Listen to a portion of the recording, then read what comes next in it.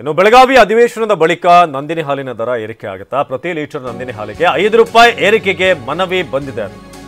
ಬೆಳಗಾವಿ ಅಧಿವೇಶನದ ಬಳಿಕ ನಂದಿನಿ ಹಾಲಿನ ದರ ಏರಿಕೆ ಆಗುವಂತ ನಿರೀಕ್ಷೆ ಇದೆ. ಪ್ರತಿ ಲೀಟರ್ ನಂದಿನಿ ಹಾಲಿಗೆ ₹5 ಏರಿಕೆಗೆ ಮನವಿ ಬಂದಿದೆ ಅಂತ ರೈತರು ಹಾಗೂ ಹಾಲು ಒಕ್ಕೂಟಗಳಿಂದ ದರ ಏರಿಕೆಗೆ ಮನವಿ ಬಂದಿದೆ. ಬೆಂಗಳೂರಿನಲ್ಲಿ ಕೆಎಂಎಫ್ ಅಧ್ಯಕ್ಷ ಭೀಮಾ ನಾಯ್ಕ್ ಹೇಳಿಕೆಯನ್ನು ಕೊಟ್ಟಿದ್ದಾರೆ. ಮಾಗಡಿ ಕಾರ್ಯಕ್ರಮದಲ್ಲಿ ಸಿಎಂಗೆ ರೈತರು ಮನವಿ ಮಾಡಿದ್ರು ಅಂತ ಕೂಡ ಭೀಮಾ ನಾಯ್ಕ್ ಹೇಳಿದರು.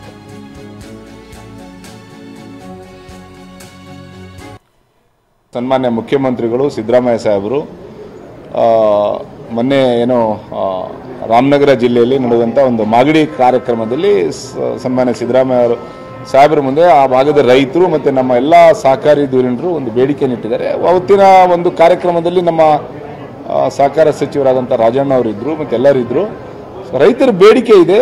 ಆ ಬೇಡಿಕೆಯನ್ನು ನಾವು ಖಂಡಿತ ಸನ್ಮಾನ್ಯ ಮುಖ್ಯಮಂತ್ರಿ ಸೆಷನ್ ಆದಮೇಲೆ, ಅಧಿವೇಶನ ಆದಮೇಲೆ ಸನ್ಮಾನ್ಯ ಮುಖ್ಯಮಂತ್ರಿ ಮುಂದೆ ಆ ಬೇಡಿಕೆಯನ್ನು ಇಡ್ತೀವಿ. ಸನ್ಮಾನ್ಯ ಮುಖ್ಯಮಂತ್ರಿಯವರು ಸರ್ಕಾರ, ಮುಖ್ಯಮಂತ್ರಿ ಇದ್ದಾರೆ, ಉಪಮುಖ್ಯಮಂತ್ರಿಗಳಿದ್ದಾರೆ, ಸಹಕಾರ ಸಚಿವರಿದ್ದಾರೆ, ಅವ್ರ ಮುಂದೆ ಈ ಬೇಡಿಕೆಯನ್ನು ಇಡ್ತೀವಿ. ಏನು ತೀರ್ಮಾನ ಮಾಡ್ತಾರೆ ಸರ್ಕಾರ ಮಾಡ್ತಾರೆ. ರೈತರಿಂದ ₹5 ಬೇಡಿಕೆ ಇದೆ. ಆ ಪ್ರಸ್ತಾವನೆಯನ್ನು ನಾವು ಸರ್ಕಾರ ಮುಂದೆ ಇಡ್ತೀವಿ. ಇಲ್ಲ, ಒಕ್ಕೂಟ ರೈತರೆಲ್ಲ ಒಂದೇ. ಈಗ ಒಕ್ಕೂಟಗಳಿಗೆ ರೈತರು ಬಂದು ಕೊಡ್ತಾರೆ, ಒಕ್ಕೂಟಗಳು ಕೆಎಂಎಫ್ ಮುಂದೆ ಇಡ್ತವೆ. ಅದನ್ನು ನಾವು ಸರ್ಕಾರ ಮುಂದೆ ಇಡ್ತೀವಿ. ಸನ್ಮಾನ್ಯ ಮುಖ್ಯಮಂತ್ರಿಗಳು ಸಿದ್ದರಾಮಯ್ಯ ಸಾಹೇಬರು. ನಮ್ಮ ಪ್ರತಿನಿಧಿ ಅನಿಲ್ ಈ ಬಗ್ಗೆ ಹೆಚ್ಚಿನ ಮಾಹಿತಿಯನ್ನು ನೀಡ್ತಾರೆ. ಅನಿಲ್, ಈಗಾಗಲೇ ರಾಜ್ಯ ಸರ್ಕಾರದಿಂದ BPL ಗೊಂದಲ, ಬೇರೆ ಒಂದಷ್ಟು ಗೊಂದಲ ಜನರಲ್ಲೂ ಕೂಡ ಇದೆ. ಇದರ ನಡುವೆ ಈಗ ಹಾಲಿನ ದರ ಏರಿಕೆ ಏನಾದರೂ ಆದರೆ ಮತ್ತೆ ಒಂದಷ್ಟು ಇದು ಉಲ್ಬಣ ಆಗುವಂಥ ಚಾನ್ಸಸ್ ಇದೆ. ವಿಪಕ್ಷಕ್ಕೂ ಕೂಡ ಒಂದು ಅಸ್ತ್ರ ಸಿಗುತ್ತೆ. ಏನಂತ ಸಾಧ್ಯತೆಗಳಿದೆಯಾ ಈ ಅಧಿವೇಶನ ಆದಮೇಲೆ? ಅವಿನಾಶ್, ನಂದಿನಿ ಹಾಲಿನ ದರ ಏರಿಕೆ ಬಗ್ಗೆ ಮತ್ತೆ ಮುನ್ನೆಲೆಗೆ ಬಂದಿರೋದು ಅಂದ್ರೆ ಸಿಎಂ ಸಿದ್ದರಾಮಯ್ಯ ಈ ಕೆಲ ತಿಂಗಳ ಹಿಂದೆ ಒಂದು ಹಾಲಿನ ದರ ಏರಿಕೆ ಬಗ್ಗೆ ಒಂದು ಪ್ರಸ್ತಾಪವನ್ನು ಕೂಡ ಮಾಡಿದ್ರು. ದರ ಏರಿಕೆ ಮಾಡಿದ್ರು ಕೂಡ ಅದನ್ನ ರೈತರಿಗೆ ಕೊಡ್ತೇವೆ ಅಂದ್ರೆ ರೈತರಿಂದಲೂ ಕೂಡ ಮನವಿ ಬರ್ತಾ ಇದೆ. ಹೀಗಾಗಿ ದರ ಏರಿಕೆ ಮಾಡಿದ್ರು ಕೂಡ ಅದನ್ನ ರೈತರಿಗೆ ಕೊಡ್ತೀವಿ ಅಂತ ಮಾತನ್ನ ಹೇಳಿದ್ರು. ಅದಾದ ಬಳಿಕ ಸಾಕಷ್ಟು ಭಾಗಗಳಲ್ಲೂ ಕೂಡ ಈ ಬಗ್ಗೆ ಚರ್ಚೆ ಆಗ್ತಾನೆ ಇರುವಂತದ್ದು. ಅಂದ್ರೆ ಇದೇ ವರ್ಷದಲ್ಲಿ ಅಂದ್ರೆ 50 ml ದರ ಏರಿಕೆ ಮಾಡಿ ಸರ್ಕಾರ ಕೂಡ ದರ ಏರಿಕೆ ಮಾಡಿತ್ತು. ಈಗ ಈ ಬೆನ್ನಲ್ಲೇ ಮತ್ತೆ ₹5 ಹೆಚ್ಚಳ ಮಾಡುವಂತ ಸಾಧ್ಯತೆ ಇರುವಂತದ್ದು. ಅಂದ್ರೆ ಈಗ ಪೂರ್ಣ ಹಣವನ್ನು ರೈತರಿಗೆ ಕೊಡ್ತೀವಿ ಅಂತ ಏನೋ ಭೀಮಾ ನಾಯ್ಕ್ ಹೇಳ್ತಾ ಇದ್ದಾರೆ, ಕೆಎಂಎಫ್ ಅಧ್ಯಕ್ಷರು.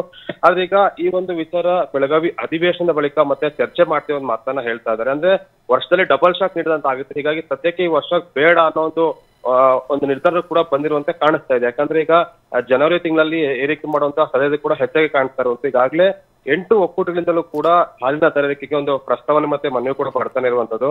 ರೈತರಲ್ಲೂ ಕೂಡ ಕಡಿಮೆ ಮೊತ್ತಕ್ಕೆ ಹಾಲನ್ನು ಕೂಡ ಖರೀದಿ ಮಾಡಲಾಗ್ತಾ ಇದೆ. ಇದರಿಂದ ರೈತರು ಕೂಡ ಸಾಕಷ್ಟು ನಷ್ಟ ಆಗ್ತಾ ಇದೆ.